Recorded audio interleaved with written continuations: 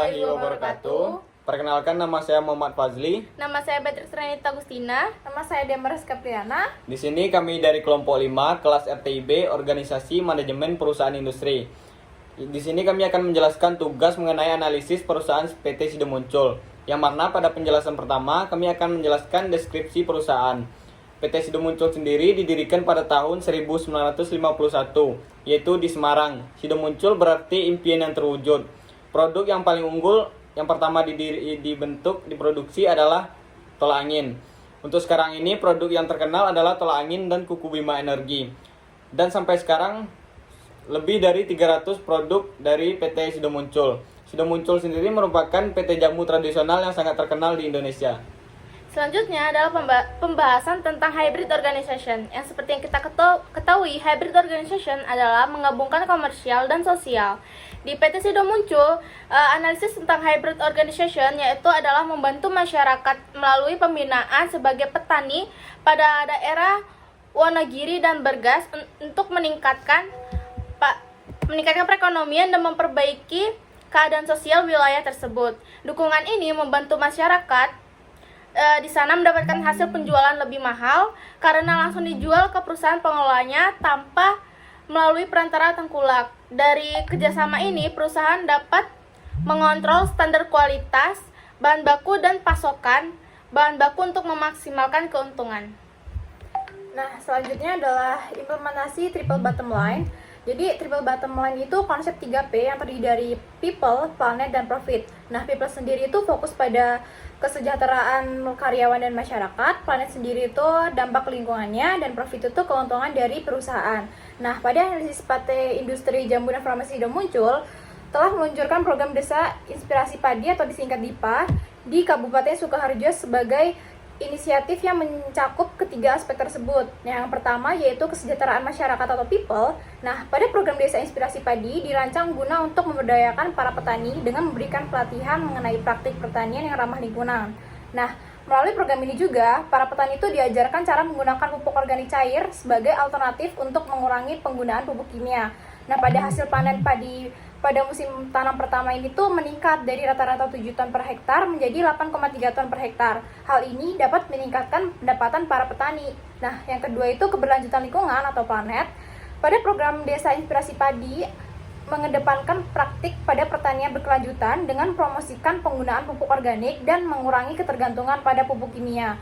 Nah, penggunaan pupuk organik cair ini tidak hanya meningkatkan hasil panen, tetapi juga memperbaiki kualitas tanah dan menjaga keseimbangan ekosistem. Yang terakhir itu ada keuntungan atau profit perusahaan sendiri, yaitu keuntungan pada program Desa Inspirasi Padi. Ini tuh membantu perusahaan Sido Muncul dalam memastikan pasokan bahan baku yang berkualitas tinggi untuk produk jamu dan herbal mereka. Nah, menjalin kemitraan dengan para petani lokal dapat membantu menstabilkan biaya bahan baku dan meningkatkan efisiensi operasional yang berkontribusi pada profitabilitas perusahaan Sido Muncul.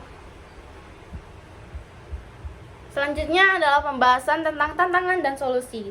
Program petani mitra di daerah Wonogiri mendapatkan hasil panen yang berkualitas baik sesuai dengan spesifikasi standar produk, berbeda halnya dengan hasil di daerah Bergas.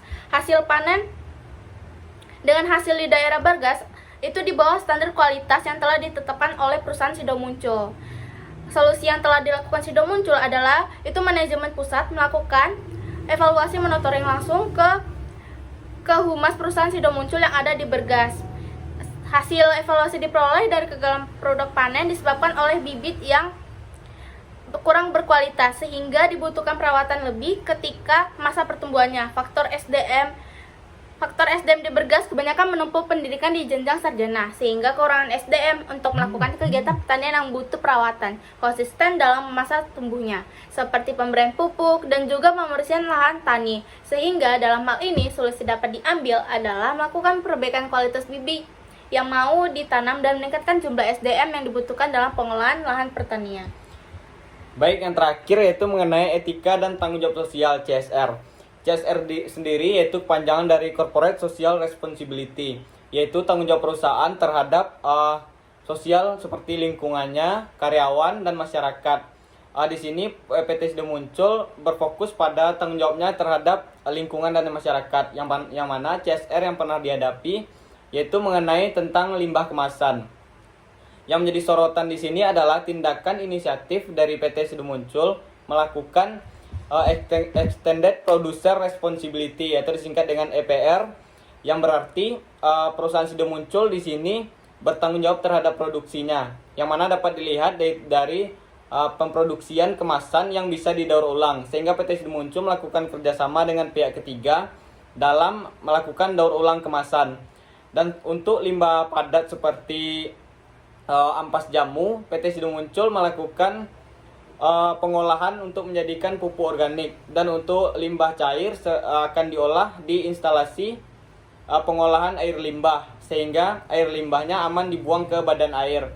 Di mana kita lihat keberhasilan dari tindakan inisiatif Extended Producer Responsibility ini, yaitu PT Sido Muncul memperoleh proker emas dari Kementerian Lingkungan Hidup dan Kehutanan pada tahun 2023. Sekian presentasi dari kami kelompok 5. Kami ucapkan terima kasih banyak. Assalamualaikum warahmatullahi wabarakatuh.